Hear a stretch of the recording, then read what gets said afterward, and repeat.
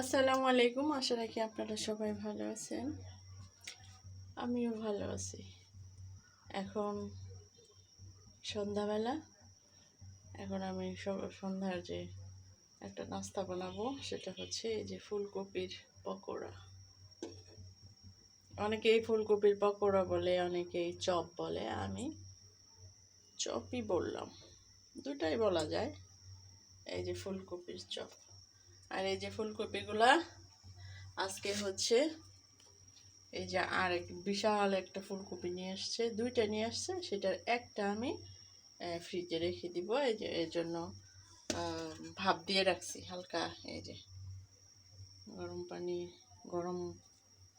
পানি ফুটায়ে মানে বেশ গরম করে তারপরে সেটার মধ্যে দিয়ে খালি নাড়াচাড়া করে আবার নামিয়ে ফেলছি। নামিয়ে এই যে ঠান্ডা করে ধুয়ে ঠান্ডা পানি দিয়ে ঠান্ডা করে এখন এই যে পানি ঝরাইতে দিছি, আমি ফ্রিজে রেখে দেব।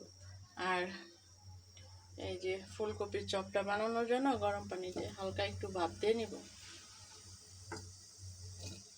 পানিটা গরম হয়ে গেছে, এখন আমি ভাপ দিয়ে নিব। অনেকগুলা বানাবো।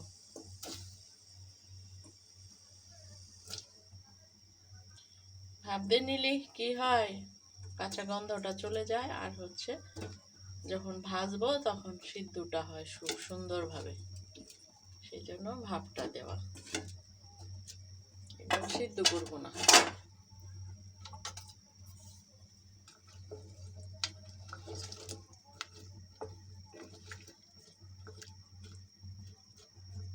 সাথে একটু লবণ দিয়ে দিই।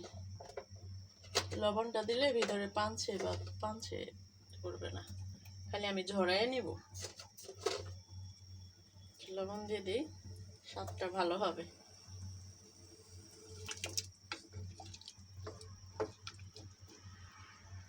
আমি এই ফুলকপির চপটা কিভাবে বানাই সেটা আপনাদের সাথে একটু শেয়ার করব। আমি ফুলকপির চপটা এখন করে নেব, মাখিয়ে নেব। কি দিয়ে মাখাই আমি দেখাচ্ছি। এই যে এখানে আমি এইখানে আলুর স্বল্পতা এখানে দিয়ে দিই। এইদিকে হলে এইদিকে ছায়া পড়ে, এইদিকে হলে এইদিকে ছায়া পড়ে।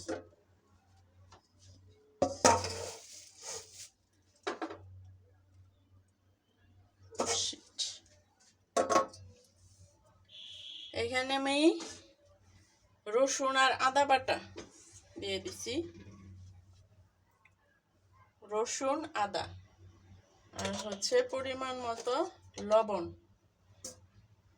লবণ ফুলকপিতেও দেওয়া হয়েছে। আর দিব হচ্ছে চালের গুঁড়া।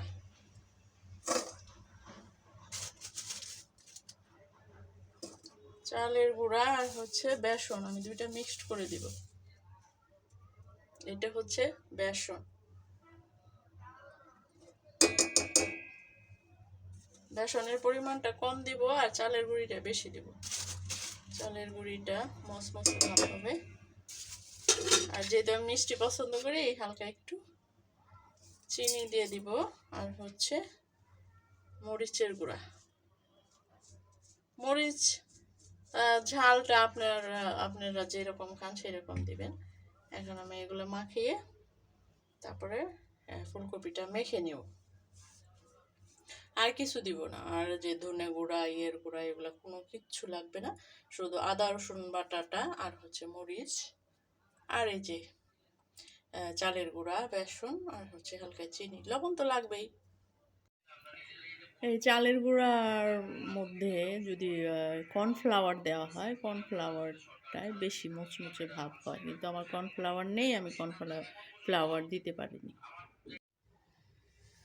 ফুলকপিগুলো আমি বেসন আর চালের গুঁড়ার সাথে মাখিয়ে নিচ্ছি।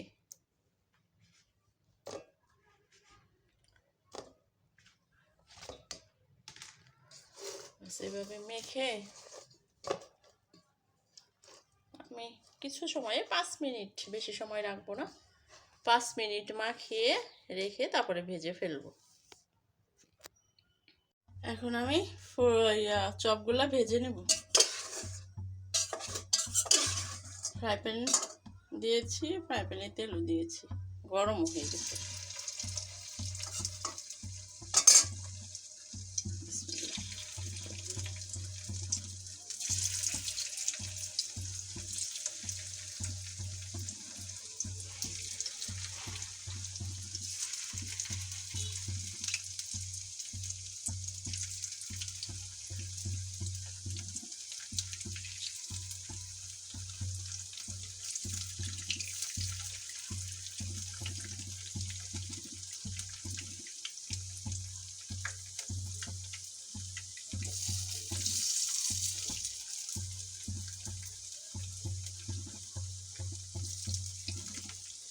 এরকম করে ফুলকপিগুলো আমি ভেজে নিই।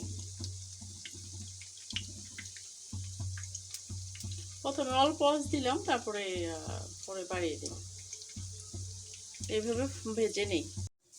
আমার ফুলকপির চপগুলো ভাজা হয়ে গেছে। এই যে দেখেন, এগুলো ভাজা হয়ে গেছে আর এটাও ভাজা হয়ে গেছে। এখন আমি একটা নামিয়ে নেব, তেল ঝরাই।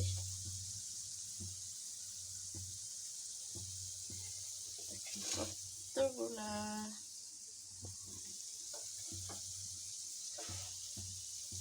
নামাই নি। আমি এই যে ফুলকপিগুলা যে ফ্রিজে রেখে দিব, সেজন্য ভাপ দিয়ে ঠান্ডা করেছি। এখন আমি এই যে পলিথিনে ভরে এটা রেখে দিব। রেখে দিয়ে তারপরে হচ্ছে আমি চপ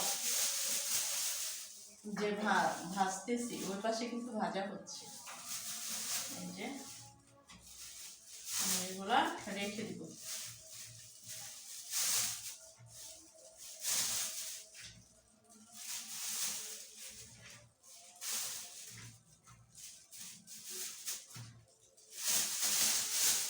এরকম করে যাতে পাতার ভিতরে না যায়, সুন্দর করে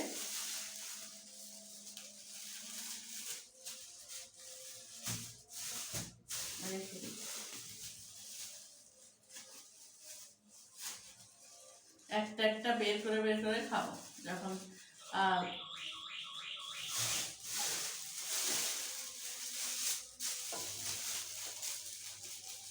কে জানে আসছে, মনে হয় সাহেব আসছে। তাড়াতাড়ি করে ফ্রিজে রেখে দিই।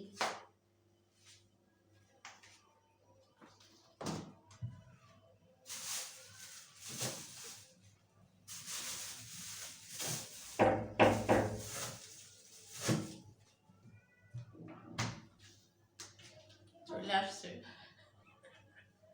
তাড়াতাড়ি করে রেখে দিলাম। ভাবছি সাহেব আসছে, কিন্তু না, সাহেব আসেনি, পাশের বাসার লোক। আমার পাকোড়া ভাজা, ফুলকপির চপ ভাজা শেষ। এখন আমি বসে বসে খাবো। দেখেন কতগুলা। তো যেহেতু সাহেব এখন বাসায় নেই, আমি একা একাই খাবো। আপনারা এইভাবে বানিয়ে বানিয়ে খাবেন।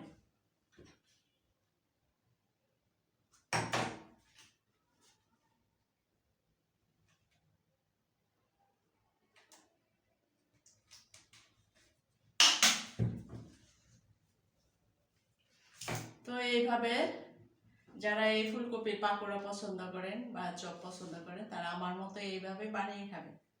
বিসমিল্লাহ। খুব ভালো লাগে খেতে।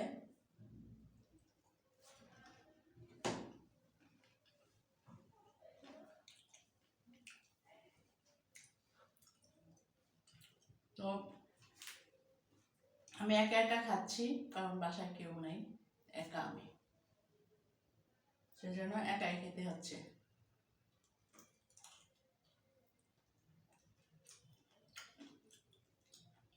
আপনারা আমার মতো একবার বানিয়ে খেয়ে দেখবেন, দেখবেন অনেক ভালো লাগে।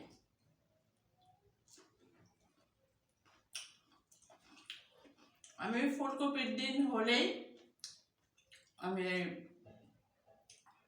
চপটা বানিয়ে খাই। আমার সাহেবের পছন্দ করে, অনেক সময় ভাত দিয়েও খায়। ভাত দিয়েও খেতে অনেক ভালো লাগে।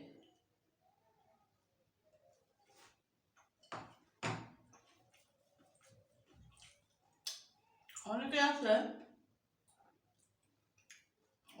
আছে যে অনেকে জানেই না যে এইভাবে যে ফুলকপি চপ বানিয়ে খাওয়া যায়। আবার অনেকে আছে জানে, যারা জানে তারা খায়, যারা পছন্দ করে তারা খায়।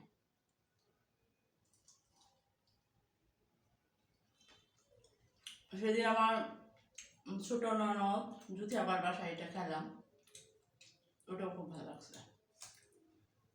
আর ওটা হচ্ছে একদম মানে কেউ বানিয়ে সামনে গরম গরম এনে দিছে, সেটা আরো টেস্ট। আর এটা তো যে বানাইতে বানাইতে এই যে কষ্টটা, সেটা ভাজো নিজে নিজেই সবকিছু করো, এটা করলে দেখা যায় যে খাওয়ার ইটা চলে যায়। আর রেডি অবস্থায় যদি কাছে আসে পছন্দের কোনো জিনিস, সেটা আরো বেশি ভালো লাগে। তো ওই দিনেরটা অনেক ভালো লাগছে, আর সবার মধ্যে একসাথে বসে খাইছি, সেজন্য ওইটা আরো বেশি ভালো লাগছে। এটা একা একা খাচ্ছি, ভালো তো লাগে, সবার মধ্যে খেলে একটা অন্যরকম ভালো লাগা। তো আমার ভিডিও সামান্য পরিমাণ যদি ভালো লাগে, তো অবশ্যই সাবস্ক্রাইব করবেন, লাইক কমেন্ট শেয়ার করবেন, আমার পাশে থাকবেন। আর কি, এখানে বসে বসে খাই, আপনারা এভাবে বানিয়ে খাবেন। আল্লাহ হাফেজ।